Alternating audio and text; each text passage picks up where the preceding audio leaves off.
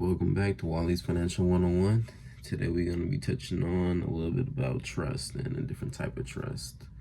So, what another day to elevate. If you didn't already know, depending on the company or the attorney you go through, trust typically costs anywhere from $900 to $3,000. So, that's typically the cost if you're trying to get these trusts I'm about to go over. You can sometimes get a free trust if you go to the right place for a living trust, but living trusts are not protected from probate court or probate fees or estate taxes. That's just, a living trust is almost just the same thing as a will. So wills just, since I said a will, wills just to tell where you want yourself to go to, like who you want certain things to go to. Wills don't protect you from creditors or estate taxes or fees and whatnot. But typically, that's what you put your trust in place for, to get protected from probate court, estate taxes, and fees.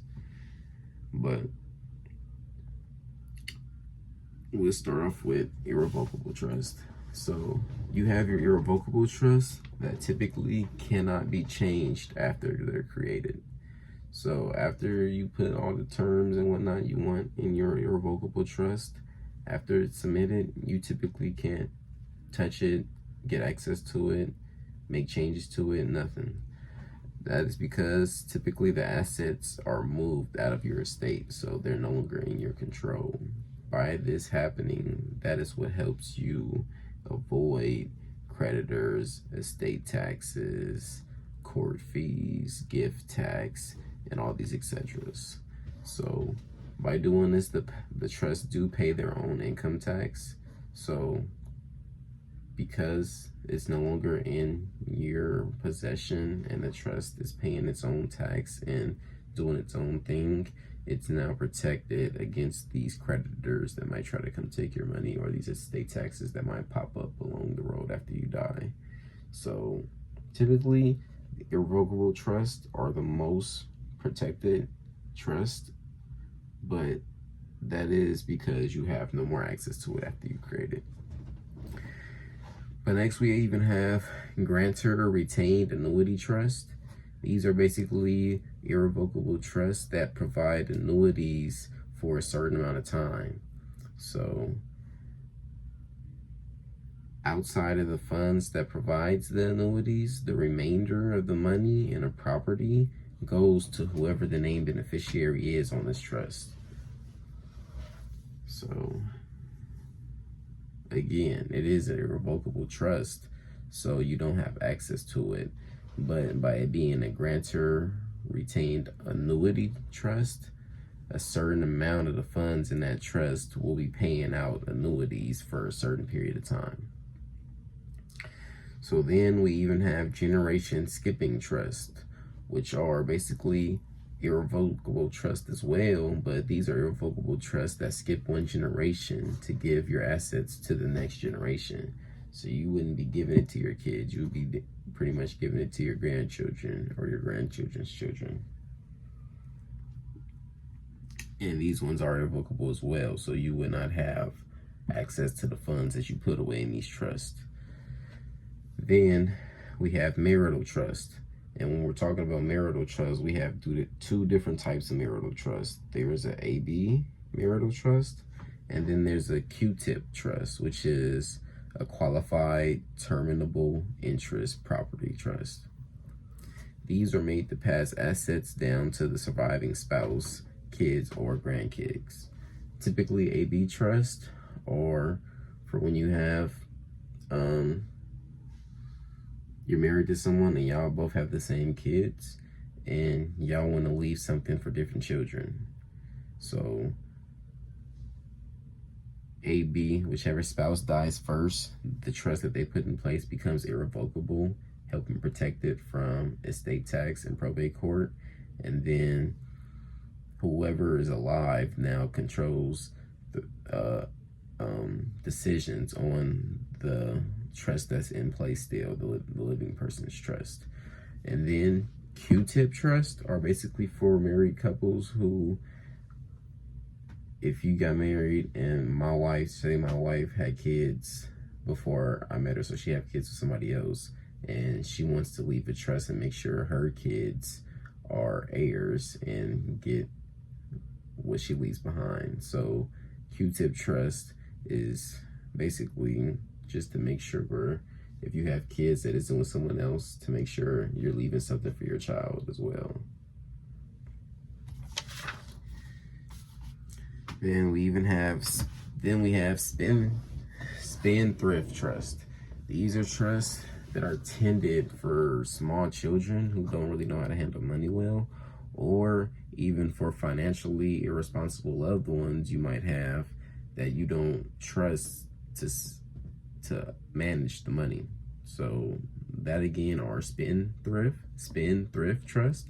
So that's typically all those are for. Just, you don't trust somebody to handle the money you want to leave behind them, you typically leave behind a spendthrift trust. So then we even have revocable trust. So revocable trusts, these are typically the ones you probably could find somewhere to get them either free or the more cheaper ones. But like I said, that is because you're still able to manage these while you're alive. They become irrevocable after you die. So the assets in these trusts at the time of your death skip probate court. But any possessions that you forgot to put in this trust, those unfortunately will be put through probate.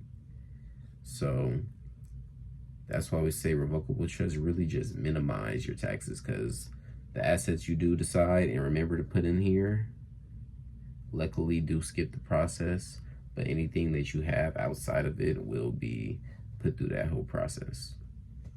And then even for people that got that want special kind of trust, we have gun trust. So these are typically for people who have gun collections and want to make sure all their guns are protected, because this allows legal transfer of ownership of guns and gun accessories. Even accessories like suppressors, which are restricted under the National Firearms Act. But you would just need an NFA trust in place in order to have a suppressor into your gun collection.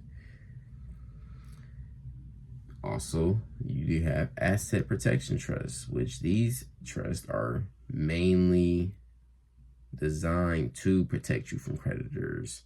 So typically these do have a time frame, like they're only in for so long, whereas irrevocable trusts are a lifetime till you die. Asset protection trusts, because they are mainly to protect you from creditors, do have time limits on them. And then we also have pet trust. So people who treat their pets as family and want their pets taken care of, they will go and get a pet trust, because this creates a financial support for that pet. And whatever terms that you have in this policy, for someone to receive this pet trust, they will have to abide by these terms that are in the trust according to the pet care. So these are pretty much, not all, but a majority of the trusts that you could put in place. Like I said, usually the cost of them is anywhere from $900 to $3,000. But for a limited time right now, because I am partnered right now with Ethos, I'm an uncaptive agent with them, I can help people get policies through them. And right now they are offering free trust. So if you get a term right now, qualify for a cheap one. It doesn't matter whatever the price is, but as long as you get any type of policy through them, they are recent. Just reach out to me. I'll put my contact information in the descriptions. I do reply to comments, and who wouldn't want to save $900 to $3,000 while getting them a nice death benefit and a return premium? So yeah, thanks for tuning in today. Make sure you subscribe. Glad to, hopefully I was able to inform y'all of something that y'all haven't already known. like the gun trust. I myself would be getting that gun trust put in place. But ciao.